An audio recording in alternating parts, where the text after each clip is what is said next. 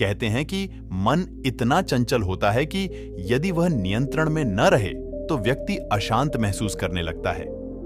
ये अशांति मन में एक पल में आने वाले सैकड़ों सवालों के कारण होती है और यह अशांति तब तक बनी रहती है जब तक कि व्यक्ति को मन में चल रहे सवालों का जवाब नहीं मिल जाता। ऐसे में तो यही लगता है कि मन को शांत रखना बेहद जरूरी है, लेकिन सवाल ये उठता है कि आखिर हम मन को शांत कैसे कर सकते हैं?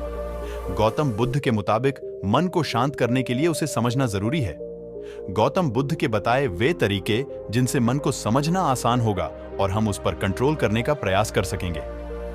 मन को जानने से जुड़ी है गौतम बुद्ध की ये कहानी है पहला चरण। एक बार एक व्यक्ति गौतम बुद्ध के पास गया और पूछा कि मन को नियंत्रित करने का पहला चरण क्या है? बुद्ध कहते हैं, अपने मन को समझने का पहला चरण है इसके द्वारा दिए गए लालच की व्यर्थता को देखना समझना। दरअसल जब मन अनशांत होता है तो कई तरह के लालच देता है और जिसने मन द्वारा दिए इन लालचों को पहचान लिया, समझ लो कि उसने मन को समझने का पहला चरण समझ लिया। फिर व्यक्ति बुद्ध से पूछता है कि लेकिन हमें यह कैसे पता चलेगा हमारा मन हमें लालच दे रहा है और वह लालच व्यर्थ है? इसका जवाब देते हुए बुद्ध कहते हैं, अनुभव से। मनुष्य मन के लालच से जिस कार्य को अतिपूर्वक करता है उसमें उसे हानि ही होती है और हानि के बाद ही उसे अनुभव होता है। जैसे जिसने वास्तव में यह देख लिया कि नशा करना केवल दुख है, वह नशा मुक्त होना शुरू कर देगा। वहीं जिसने जान लिया कि ईश्वरिया से खुद का नाश होता है, वह ईश्वरिया से मुक्त हो जाएगा। मन को समझने का यही पहला चरण है।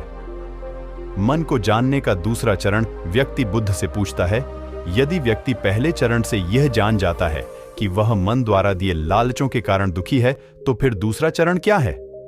बुद्ध कहते हैं, खोज पर निकलना। दूसरे चरण के लिए ऐसे व्यक्ति की खोज पर निकलना होगा जो पहले ही अपने मन को जानकर इससे मुक्त हो चुका है। दरअसल एक ऐसा ही व्यक्ति तुम्हारा मार्गदर्शन कर पाएगा। मन को जानने का तीसरा चरण। व्यक्ति कहता है कि लेकिन ऐसे व्यक्ति की पहचान कैसे होगी? बुद्ध कहते हैं, यही तीसरा चरण है। सुनना ही अपने मन को समझने का तीसरा चरण है। व्यक्ति कहता है, क्या इसे देखकर पता नहीं किया जा सकता? बुद्ध कहते हैं, देखने में कोई व्यक्ति बहुत शांत और अच्छा लग सकता है, लेकिन उसके मन के भीतर क्या है यह उसके शब्दों से ही पता चल सकता है। लेकिन किसी की बातों पर तब तक विश्वास नहीं करना चाहिए जब तक कि वह तुम्हारे विवेक की कसौटी पर खरा न उतरे।